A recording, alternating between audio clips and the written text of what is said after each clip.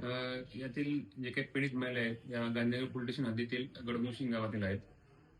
तर या ज्या काही पीडित महिला आहेत, यांना यातील आरोपी अमित कृष्णांत सावंत, राहणार गडमुशिंगी, हा तो त्या महिलेच्या गाडीवरती चालक म्हणून काम करत होता. तर त्या महिलेला पैशाची आवश्यकता आहे 2023 मध्ये. पैशाची आवश्यकता असताना त्या पैशाची काही गरज आहे ती ह्या जो इसम आहे, आरोपी इसम, त्यानं एक 2 लाख रुपये त्या महिलेला एक व्याजापोटी 10% व्याजाने दिले होते. आणि त्यानंतर त्या महिलेला ते व्याजाची काही रक्कम परतावा जी ती देणं तिला शक्य झालं नाही. तर त्या जो आरोपी इसम आहे त्यानं तिला शरीरसुखाची मागणी केली. आणि त्यानंतर त्या महिलेच्या गैरफायदा घेऊन त्यानं घरी किंवा इतर एक लॉज ठिकाणी अशा ठिकाणी नेऊन तिच्यावरती हे केलं, बलात्कार केलेला आहे.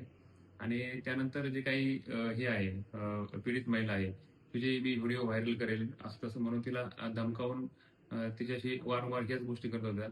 परंतु ती पीडित महिला आहे, तिने तिच्या घरच्यांना विश्वास घेऊन ही हकीकत सांगून त्यानंतर पोलीस स्टेशनला येऊन त्यांनी हा गुन्हा दाखल केलेला आहे.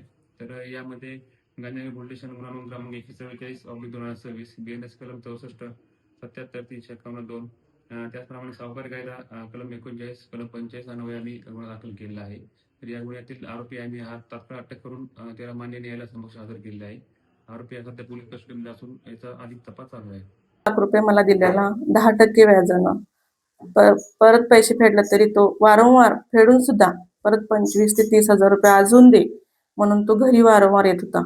मग ह्या विरोधात आम्ही पोलीस स्टेशनला कंप्लेंट दिली होती एकदा, पण त्यांनी काय आमची कारवाई घेतली नव्हती. त्याला समज देऊन त्यांनी सोडलेलं होतं, पण तो परत आहे तसाच तो परत मागं तसं पुढं करत होता. महिलांच्याकडून फक्त एक पैशाची लालूच देऊन त्याला त्यांच्याशी जवळकी साधायची होती, त्याच्यावर अत्याचार करायचा.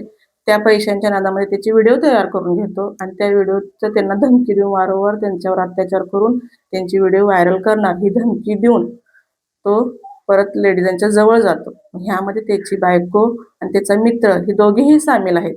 तर त्याला माझी तरी इच्छा आहे की अशा नराधमाला कमीत कमी फाशीची तर शिक्षा व्हायला पाहिजे. कारण परतून बाईला डोकं वरती उचलून चालायला यायला पाहिजे. बाईची किंमत काय आहे ते ह्याला आता कळायला पाहिजे.